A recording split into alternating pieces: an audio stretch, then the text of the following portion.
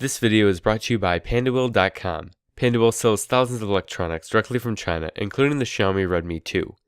Please be sure to check them out using the links in the video description. Xiaomi's successor to the Redmi 1S is here, boasting a faster 64-bit processor, larger battery, and an all-new design. Sure, Xiaomi is known for their high-quality Redmi phones, but does the Redmi 2 live up to the hype? This is my full review of the Xiaomi Redmi 2. To understand the significance of the Redmi 2, you must first take a look at its predecessor, the Redmi 1S. The Redmi 1S launched back in July of 2014 for an incredibly low price of $140. Now sure, we've seen cheaper smartphones like the Elephone G4 and THL T6s flood the market in the past year, but we didn't see anything from such a popular smartphone maker. Unsurprisingly, the Redmi 1S was a huge success for Xiaomi. However, it did ship with Android 4.3 with MIUI 5, which still hasn't been updated by the way, was relatively hefty, and had a nice but subtle design. Xiaomi has addressed most of these complaints with the Redmi 2, starting with the design. The Redmi 2 is available in black, white, green, yellow, and pink. Each model has a black faceplate with a matte plastic rear cover. Although the phone renders make the device look like a miniature Redmi Note, the Redmi 2 feels very different in the hand, because of its matte finish. I prefer the matte finish over the glossy finish because of its soft feel and better resistance to both scratches and fingerprints. The only drawback here is that the phone can feel a little slippery in the hand, but it shouldn't be a major concern for many people since this phone is smaller and easier to manage. Xiaomi also has a small slot on the right side of the rear cover, making it much easier to remove than the Redmi Note's cover. The cover is curved near the sides, which makes the device nicer to hold and also easier to grip. The phone is on the thicker side at 9.4mm, but it does weigh in at just 133 grams. Overall, the phone looks very nice and premium, despite it being an affordable option. On the back, we have an 8-megapixel camera with flash below a secondary microphone. The rear speaker is on the left side of the camera, and the headphone jack is on the top right. The iconic Xiaomi logo is on the bottom, and the micro USB port is located on the bottom right, next to the primary microphone. The power and volume buttons are on the right side of the phone, and they both have nice tactile feedback. The power button can be easily pressed when holding the phone in just a single hand, and the volume rocker can be accessed fairly quickly with just a minor adjustment. Coming to the front of the device, you'll find a 2-megapixel front-facing camera on the top left. The 3 capacitive buttons are on the bottom, but they unfortunately do not illuminate. This is kind of disappointing, but the Redmi 1S keys didn't illuminate either, so this didn't really come as much of a surprise.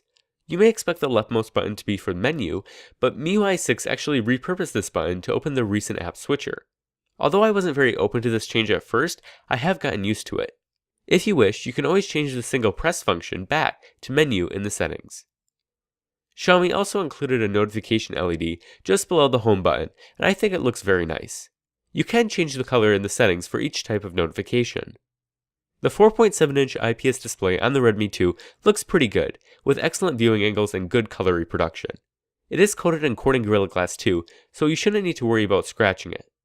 The display does seem a tad warm compared to other phones, especially the Redmi Note 4G.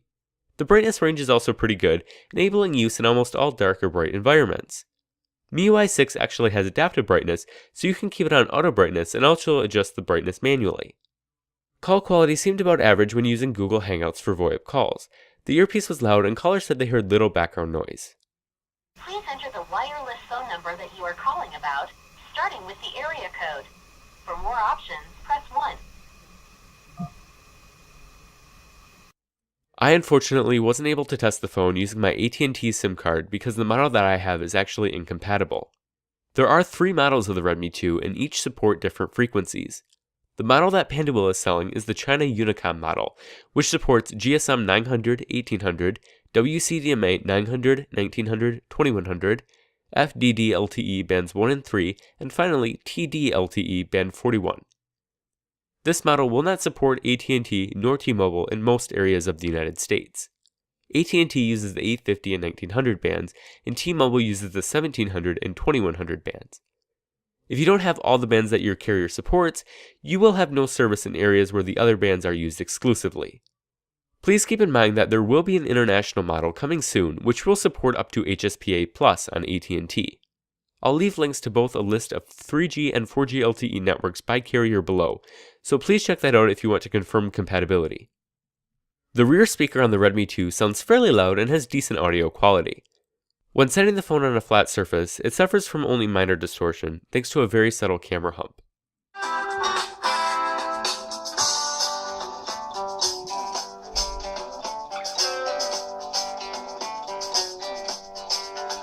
The 8-megapixel rear camera is actually reasonably good, although you shouldn't have high expectations. It mostly takes good images that are sharp and clear. It does record up to 1080p video, although the sample clip that I took was in the default 720p.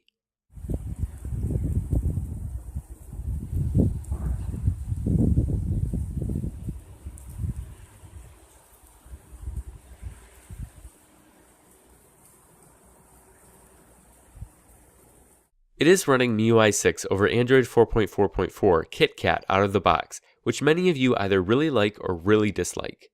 I personally enjoy using MIUI over stock Android because of the extra functionality that it provides, but it does have a few minor flaws. The launcher is a major departure from what we've seen on other Android phones because it does not include an app drawer.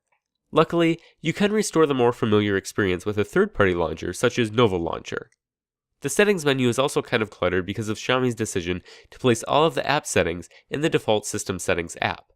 Instead of showing all of the default Android settings on the single screen, they hid them under Additional Settings. This is kind of annoying when you want to go change something quickly or are looking for a specific item. There's also some problems with RAM consumption, which I'll discuss in just a minute. There's so many other features though that I really like, which make me actually prefer MIUI over stock Android. I'm not going to go into detail here since I covered it extensively in my Redmi Note 4G review and top 5 MIUI 6 features videos. I'll leave a link to those videos in the description if you want to check them out. I'm sure a lot of you are wondering when the Redmi 2 will receive an Android 5.0 Lollipop update. Hugo Barra, Vice President of Xiaomi Global, stated the following in an interview with the Next Web. Upgrading to Lollipop is my #1 priority from a product perspective for our global business. As you know, we customize Android significantly and have our own design language. So what we're tasked with now is not only all of the technical aspects of putting Android 5.0 on our devices, like at the kernel level, but we also have to marry Google's material design language with ours. We want the best of both worlds for our customers. That's in full swing at the moment, and you can expect MIUI 6 along with Android 5.0 on our Mi line of devices by the end of Q1 2015. That update will come to our Redmi devices too, but we don't yet have an exact timeline just yet. It's tough to say exactly when we should expect an Android Lollipop update, but since the Redmi 2 is one of Xiaomi's latest devices, I would expect for the update to be ready for public release by early summer of this year. This is just speculation of course, but I'm confident that Xiaomi will want to get this update out as soon as possible in order to take advantage of the 64-bit processor. Speaking of the processor, we have a 64-bit quad-core Qualcomm Snapdragon 410 clocked at 1.2 GHz powering the Xiaomi Redmi 2. Those are Cortex A53 cores coupled with an Adreno 306 GPU. Performance on this device was about average for the low end, but I feel that MIUI does a nice job with animations, which makes the device seem faster. The device scored an unverified 20,078 in Antutu, which does seem a bit low, but you do have to consider the price of the device. Geekbench scores were 477 for single core and 1,411 for multi-core. Graphic-intensive games like Asphalt 8 were close to unplayable on the Redmi 2, primarily due to slow load times and incredibly low frame rates.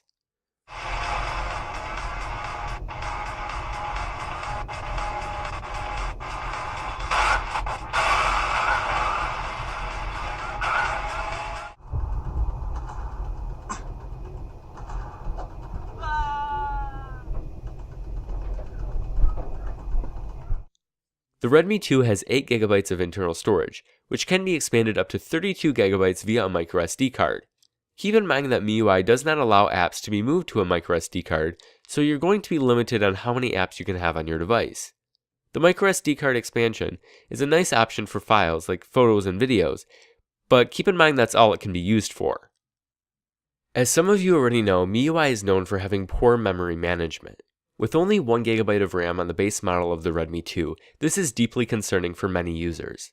Unfortunately, the device never had over 300MB available when all apps were closed and rarely could handle more than just a few open apps.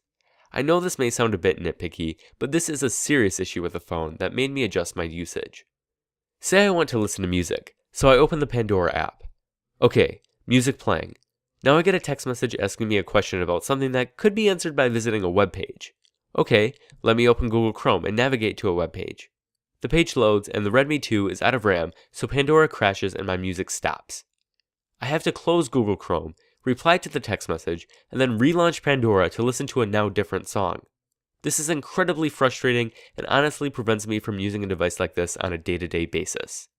And knowing that this is a problem now, imagine how it's going to be in 3, 6, or even 12 months.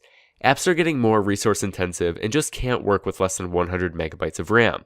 The major problem here isn't that the device only has 1 gigabit of RAM, it's that MIUI poorly manages the amount of memory that it does have. I mean, seriously, Xiaomi, your operating system uses over 700 megabytes of memory on boot. You can't possibly expect the average user to cope with this on a device with only 1 gigabyte of RAM. They did announce on their official English form site that they would be launching a variant with 2 gigabytes of RAM and 16 gigabytes of storage soon, but that's not helpful for users who have already purchased the 1 gigabyte model, hoping to run more than a few apps at once. The solution here would be to improve memory management in MIUI, which is definitely possible, but I honestly don't see it happening anytime soon. In my experience, GPS on the Redmi 2 locked very quickly and was really accurate. This is nice because many low-end phones have slow GPS lock times and are often inaccurate. I wasn't able to get a cellular connection during the testing period, so I did end up using Nokia's Here Maps for offline navigation. The Redmi 2's 2200 mAh battery is enough to get through a full day of average use. Without an active connection to a cellular network, but with a constant Wi-Fi connection, the Redmi 2 provided enough power to get to about 11 p.m. with heavy use. I would expect it to last until about 8 p.m. with the cellular connection and heavy use, and about 10 p.m. with the cellular connection and average use. You would think that the battery life wouldn't be very good due to its size, but that's just not the case. MIUI has excellent power management, which allows the device to last for a full day for many people. I did have 4 hours of screen on time the other day, but please keep in mind that that was without a cellular connection. If you purchase the Xiaomi Redmi 2 from Pandawil, you will receive Xiaomi documentation, a Pandawil Quick Start Guide, a micro USB cable, and a US AC adapter. Overall, I think the Xiaomi Redmi 2 is a great device. Xiaomi continues to show us that they can deliver very high quality devices at low prices. The experience is compromised, sure, but at $140 you really can't complain about the lack of backlighting on the keys and poor gaming performance. It has an excellent design, great display, amazing software, good camera, and impressive battery life. If you do plan on buying it, I do strongly recommend waiting for the 2GB variant to become available, as it will provide a much better software experience. Please be sure to check the links in the description for the Xiaomi Redmi 2 availability on Pandawil.